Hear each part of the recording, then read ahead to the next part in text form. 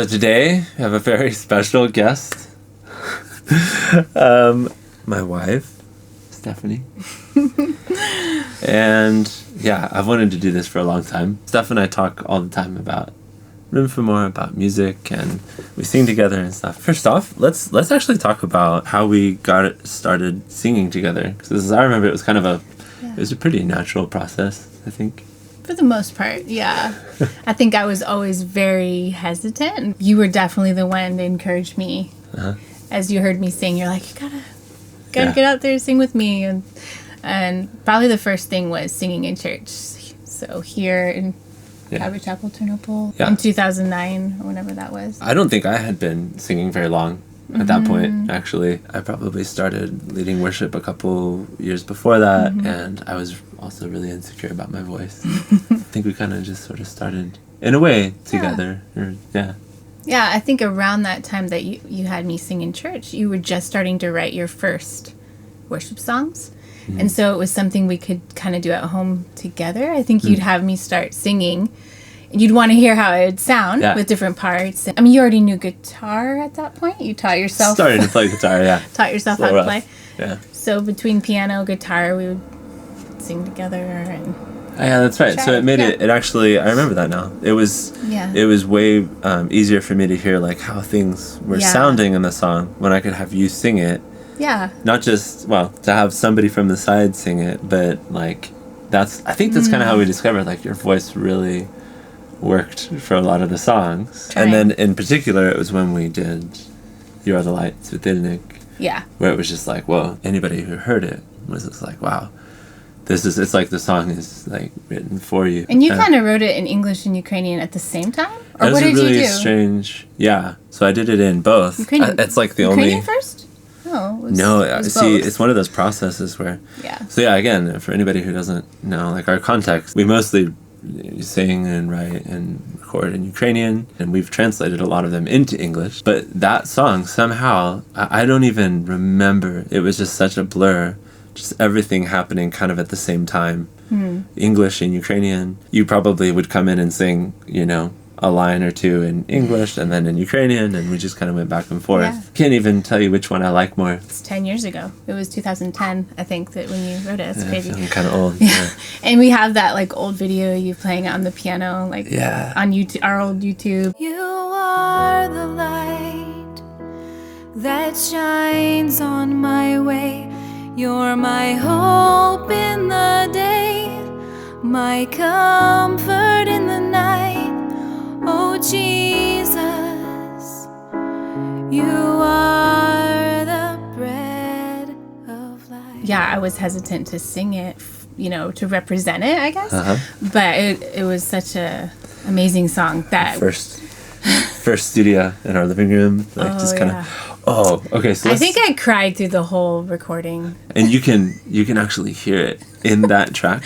You can hear the emotion that she's kind of choked up.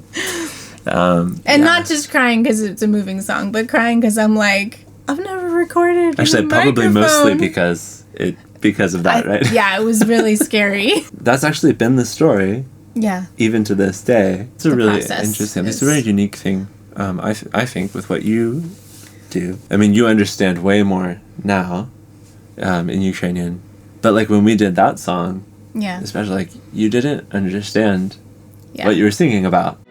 Відкрий мої очі, о Боже, на всі дива Твої, Твоє слово живе, хай наповняє серце. Yeah. And I think there's so much that people say about like, you have to really let you have to understand, and even like leading worship, people talk about that. You don't want to be distracted by the technical side of things and all that. To be really in it. I look at that and I'm just like, the Ukrainian version has blessed so many people, and it's sung by someone who really couldn't enter into it and like really put their emotion into it. It was really more like a sacrifice, I think, right? In a lot of ways, yeah, I guess. Yeah. Even if I couldn't feel it in the same way that the listeners could, that it was going to be a blessing to people. Early on, now it's different, but there's like a disconnect. I'm just thinking, I got to pronounce this right, and I don't want to screw this up. I remember when we recorded it, for the Ukrainian album. Oh yeah. I took everything home because I wanted you to be in as comfortable an environment as we could make it. Not in the studio here. Foam up against the wall. It was in one of our bedrooms or something. Yeah. And you just sung into the foam. And, I sang into the corner of a room. It was tedious because it was hard. Yeah. We wanted to make sure that all the pronunciation was right. So it was almost like certain parts, the verse, I think. Yeah, it was really hard. It was like the first verse was kind of a phrase by phrase. I think what we do is not always about what we feel and like, oh, this is, this feels good and all that. But it's really more like what we're giving to others. And a lot of times that means kind of we get sort of bypassed, in a way. And we're more blessed by other people, receiving. More blessed to give than to receive. Oh, yeah. We started Room for More 3 years ago. Yeah, around the time our 5th child was born. Yeah. Sophia. Room for More. As we had, Sophia. And apparently we have room for one more. Yeah. I think we were trying to figure out initially, because it was kind of an extension of, what you and I did. So we had the Jon and Steffie page. Yeah. Constantly trying to figure out, like, are we doing things in English? Are we doing things in Ukrainian? Like, what's our main focus? Shout out to Ryan Carter here, helping us focus vision of what it should be, right? More on a Ukrainian audience. Though, as you can see, we do English language stuff and continue that. And so we've really focused on making this about developing music written in Ukrainian. So we write our own songs and want to include other people that that do the same. And that became kind of the vision for Room for More. The vision for Room for More. I'm curious how you see it, as far as how you influence me and all the projects and the songwriting. Marrying someone like Johnny, who gifted pianist and it's not easy. I wouldn't be able graduated to from conservatory and all this, that I felt like, okay, musically I don't really have anything to offer here, and wasn't sure how I could even appear in the sense. You'd often say I'd be like, so what do you think of this? I'll try a melody out on you. It's like, what do you think of this? And it'd be like, well, I don't know. I'm not the musician. I'm not the musician. So I was I don't know. Yeah. And I'd just be like, well, that's not the point. Do you like it? Yeah. Because I used to be more stubborn about, one way or whatever. One right. But yeah, way. more is just you have incredible taste, and I really want to hear your opinion on that, and at the same time, the fact that you're more timid about it is also helpful to me. I think you're not really forceful.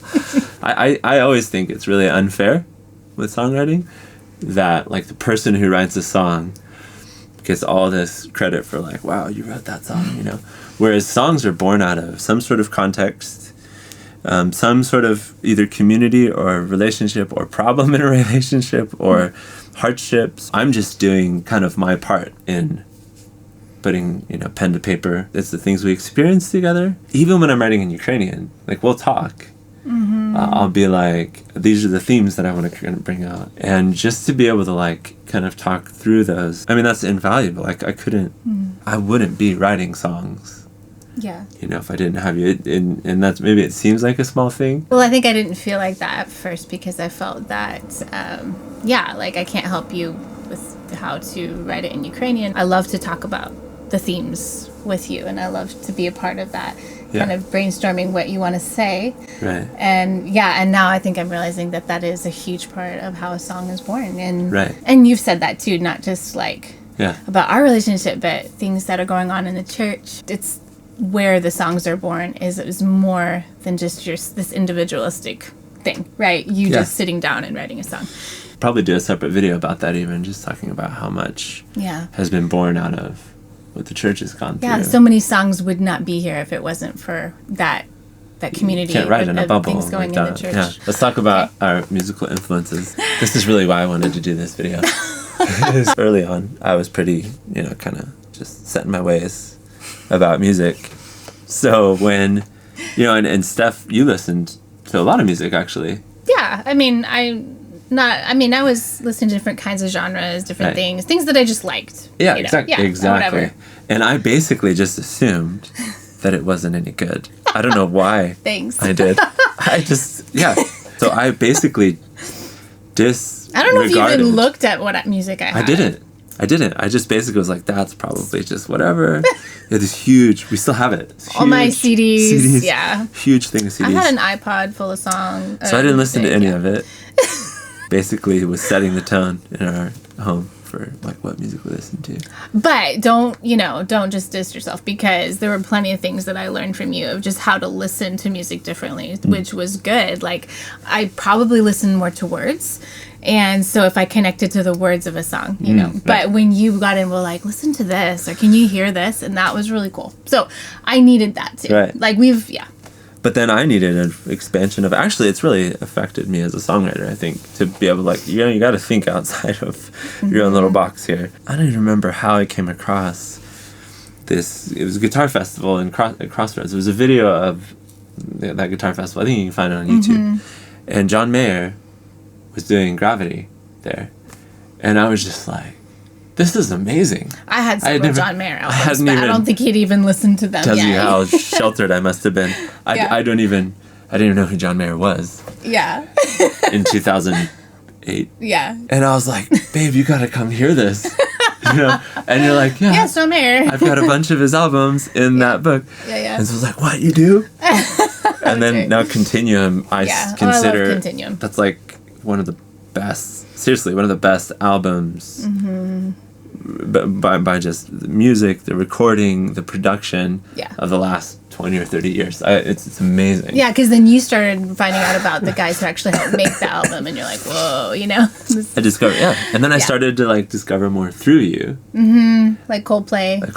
Yeah. I didn't know who Coldplay was. That was like one of my very first like CDs on my Discman. Well, not my first CD, but Parachutes was like my thing. So we're already kind of doing, this isn't a top 5, but these are like musical No, I would say influences. those were definitely big. It's kind of cool. We've gotten to the point now where we kind of discover stuff together. Yeah, we're not as militant about I'm not about our opinions and stuff. You would think that I would influence you more or something, being a musician. But as I was thinking, like, who actually... Like, you're teaching me the right way. Right, exactly. Yeah. Like who actually influences who more in our relationship? I don't know. Musically? Don't know. I mean, things surprised me that you were starting to like appreciate things that I had, or the taste I had and stuff. So. Even now, I will definitely, like, you'll hear something that really moves you, and I will, even if initially I'm kind of like, I don't know, then I'll definitely take time and be like, well, maybe I should.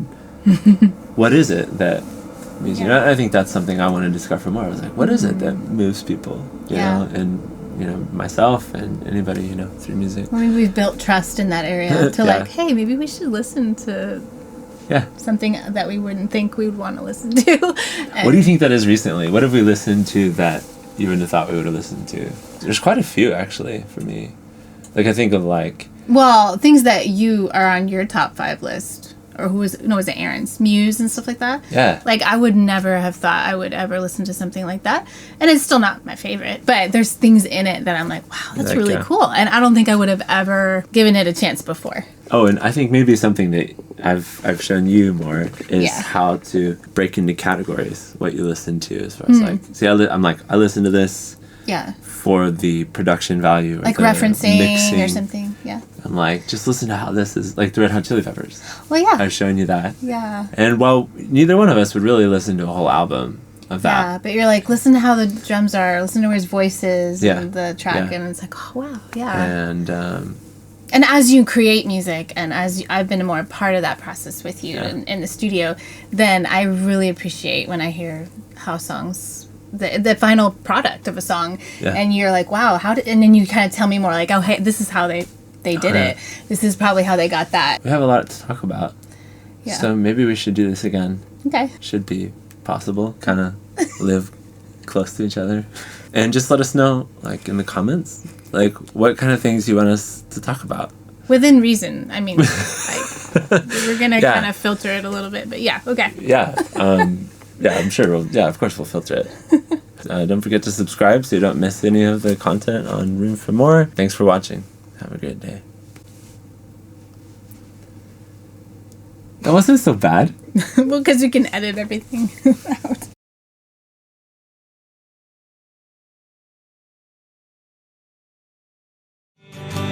Цар на віки святий, та не війни, ні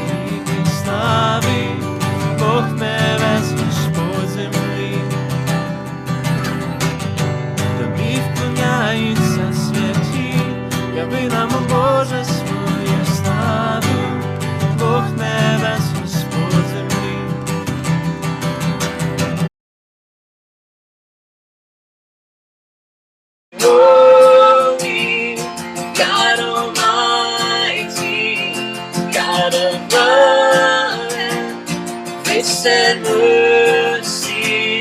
We sing, holy God Almighty, God of love and grace and mercy.